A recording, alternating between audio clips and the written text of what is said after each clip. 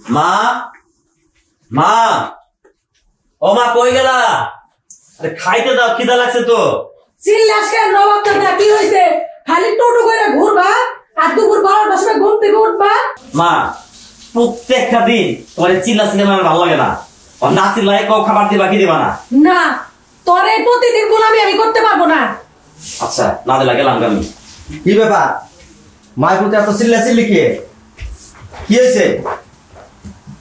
চিল্লাবো না, আদর করতে করতে বলার তো মাথায় তুলছ। সারাদিন খালি টুটু করে ঘুরে আর খালি খাওন আর খাওন। তুমি তখন দেখা এত বড় ছেলেটারা কিছু করণ শিখাও। আরে ও মাস্টার ডিগ্রি পাস করছে, চাকরি হবে ইনশাল্লাহ। তুমি তো টেনশন করো কি জন্য? আমার বড় সন্দেহ লাগে ও মাস্টার ডিগ্রি পাস করছে কিনা। মা, তুমি কি কইলা? তুমি নিজে ছিলে তো সন্দেহ করতে পারো, আর সন্দেহ করবো না কে? তুমি তো 3বার মেট্রিক ফেল। কি কইলি তুই? আমার মুখে মুখে তর্ক করিস? আর দাঁড়াও না, 5টা না 10টা না, একটা মাত্র ছেলে আমার। তুমি আমার ছেলের খাওয়ার কোটা দাও। তুমি তো আরে বেশি বেশি আদর দিয়ে মাথায় তুলছ। আমারও একটু মানে না। তোমার ছেলেরা তুমি কি করবা বুঝো গা? এত কথা কই না স্যার, ছেলেটার ক্ষুধা লাগছে, খাইতে দাও। যাও, ওর জন্য ভাত নিয়ে আসো। বাহ, আমি আর তোমাকে বোঝাই বেঁচে থাকবো না। প্রতিদিন মা আমার অপমান করে, এই অপমান আমার সহ্য হয় না। আমার চোখ যেদিকে যায় আমি চলে যাবো বাজান রে, তুই জানোস তোর মা একটু রাগি। আর তুই আমাদের বোঝা হবি কি জন্য? হ্যাঁ, তুই আমার একমাত্র সন্তান। চাকরি হয় নাই, চাকরি হবে। তুই মেধাবী ছাত্র, তুই কোনো টেনশন করিস না। যা যা, মা ভাত বাড়ছে, ভাত খাবে। কি ব্যাপার? আমি ইদানিং লক্ষ্য করতেছি যে তুমি আমাকে এড়িয়ে চলো, কিন্তু কেন? কেন এড়িয়ে চলি তুমি বুঝো না? কেন যে আমি তোমার সাথে প্রেম করছিলাম এখনো আমি সেটা বুঝে উঠতে পারি না। চাকরি না হলে আমি কি করব? আমি তো চেষ্টা করছি, তাই না? ভালো করে চেষ্টা করো, তাইলেই তো হবে। চলো আমরা বিয়ে করি। বিয়ে? তুমিই খাও তোমার বাবা মায়ের ঘাড়ে, আমারে বিয়ে করে তুমি খাওয়াবা কি? শোনো, জন্ম মৃত্যু বিয়ে এই 3টা জিনিস আল্লাহর হাতে। এইখানে মানুষের কোনো হাত নেই। তুমি যদি আমার ভাগ্যে থাকো তাহলে একদিন ঠিকই তুমি আমার হবে, আর যদি ভাগ্যে না থাকো কখনোই হবে না। তুমি আর এইসব কথা আমাকে বললো না, আগে চাকরি বাকরি পাও তারপরে বলবা, ঠিক আছে? যাও, এখন তুমি ও বাসায় যাও, আমি ও বাসায় যাই। আরে যাও যাও, ঠিক আছে, যেদিন চাকরি হবে সেদিন তোমার সামনে আসবো।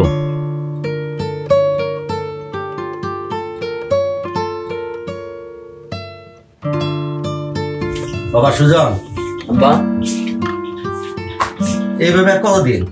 একটা কিছু কর। আব্বা, আমি তো চেষ্টা করতেছি, কিন্তু তুমি তো জানো যে চাকরি পাইতে হইলে মোটা অঙ্কের ঘুষ লাগবো। পারবা ঘুষ দিতে? ছিলাম তো গরিব স্কুল মাস্টার, এখন পেনশনে আসছি। পেনশনের টাকায় সংসার চলে। আমি এত টাকা কিভাবে দেবো বাবা? যদি টাকা না দিতে পারো চাকরি হইব না, এমনিতে চলতে হইব না। এইভাবে চলবো না। আর কতদিন এইভাবে চলবি? বুড়া বাপটার আর কত কষ্ট দিবি? তোরে আমার প্রতিদিন ভয়ে ভয়ে খাওয়াইতে পারবো না। একটা কিছু কর। আব্বা, প্রত্যেকটা দিন মা শুধু খাওয়ার পড়া দেয়। এই খাওয়ার পড়া শুনতে শুনতে আমার মান মেজাজ সবকিছু নষ্ট হয়ে যেতেছে। আমি বেটা থাকবো না এই বাড়িতে। সুজন, বাবা সুজন,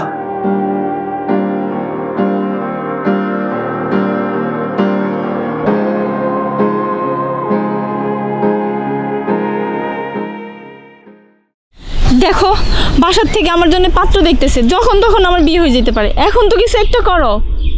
আমি কি করব? আমি তো ইন্টারভিউ দিতেছি, চাকরি হলে আমার কি করার আছে? আর শোনো, ভালো চাকরি পাইতে হলে টাকা লাগবে। এত টাকা দিয়ে আমার বাবা আমাকে চাকরি নিয়ে দিতে পারবে না। আর এই জন্য বাবার সাথে আমার ঝগড়া হয়েছে। আমি বাড়ি থেকে রাগ করে বের হয়ে আসছি। তাই বলে কি আমি তোমার জন্য অপেক্ষা করবো আরো? আর তো সম্ভব না। আমি তোকে বলতেছি চলো বিয়ে করি। বিয়ে বললেই তো করা যায় না। তোমার মতো বেকার ছেলেকে কি আমি বিয়ে করতে পারবো? আমি কখনোই বিয়ে করতে পারবো না। তাহলে এতদিন কি তুমি আমার সাথে ছলনা করছো, খেলা করছো ভালোবাসা নিয়ে? কি? আমি তোমার সাথে ছলনা করছি?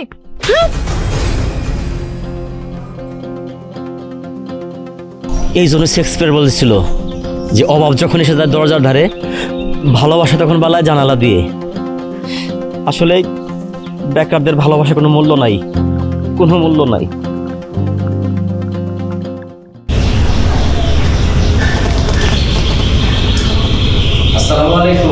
ওয়ালাইকুম আসসালাম। আঙ্কেল, আমি সুজন। সুজন, ফোন করেছো কেন? না মানে আজকে পত্রিকাতে একটা বিজ্ঞাপন দেখলাম, তাই মিস করে দিলাম। তা তো বুঝলাম, কিন্তু রিকোয়েস্ট কল কেন?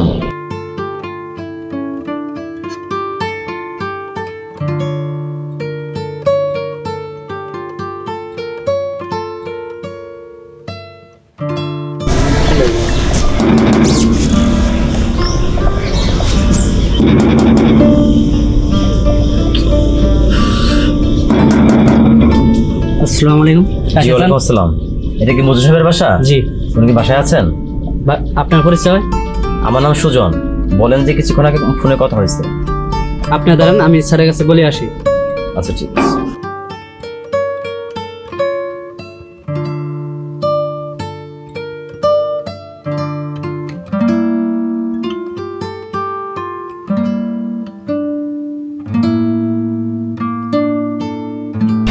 হ্যাঁ স্যার, আপনাকে যেতে বলো।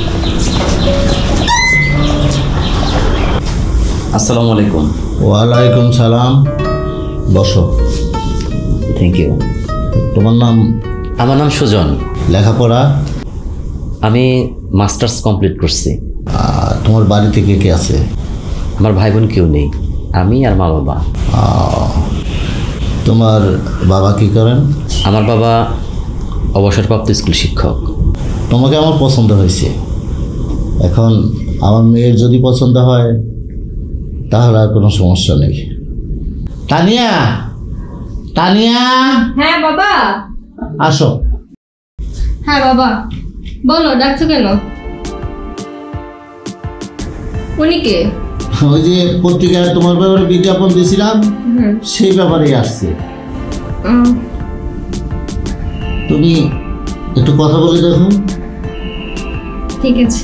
আমি তোমার আঙ্কেলের সাথে কাজটা সেরে আসি। আচ্ছা, ঠিক আছে বাবা।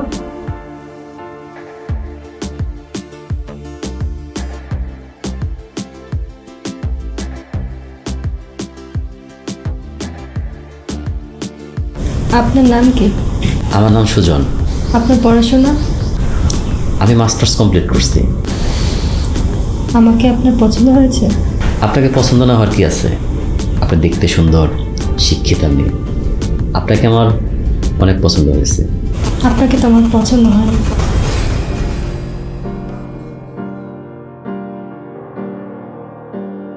কি ভাবছেন?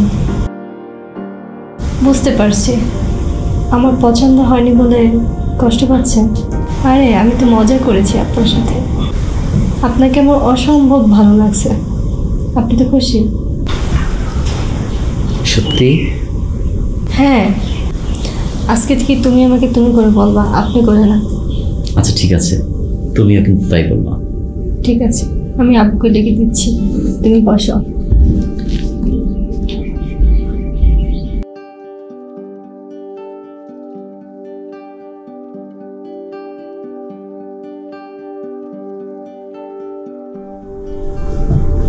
বাবা।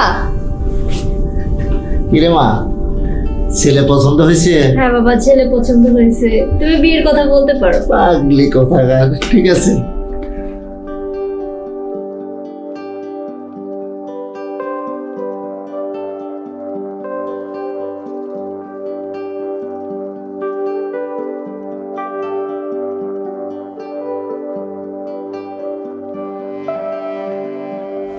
হ্যাঁ, আমি তানিয়ার মুখ থেকে অনেক কিছুই শুনলাম।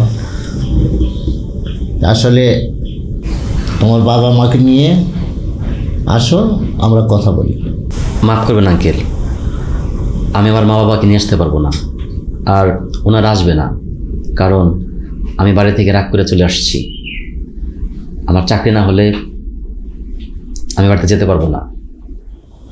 আমাকে যদি আপনাদের পছন্দ হয়, আপনার দিনক্ষণ ঠিক করে বিয়ের তারিখ ঠিক করেন, আমি রাজি। কিন্তু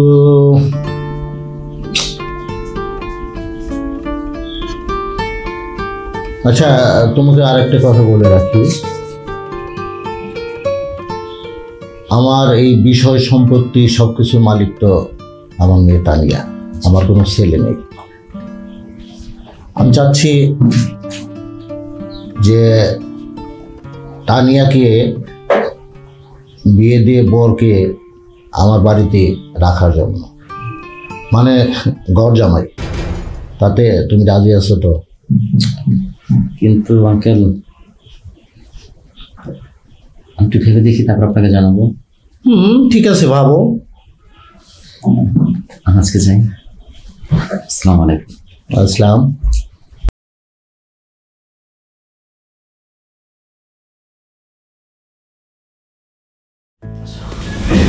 কি বাবা, তোমরা কোথায় যাচ্ছ নাকি? হ্যাঁ বাবা। জি বাবা, ভাবছিলাম একটু বাড়িতে যাব, সেই যে রাগ করে চলে আসলাম, তারপর তো যাওয়া হয় না। তাই ভাবছিলাম তানিয়াকে নিয়ে গেলে বাবা মা খুশি হবে, রাগটাও কমে যাবে। এখন যদি আপনি অনুমতি দেন তাহলেই যাব। কেন অনুমতি দেবো না? অবশ্যই যাবে, তবে একটু তাড়াতাড়ি ফিরে এসো। জানোই তো তানিয়াকে ছাড়া আমার আর তো কেউ নেই। আচ্ছা ঠিক আছে, চলো। আসি তাহলে বাবা। আচ্ছা, ভালো থেকো।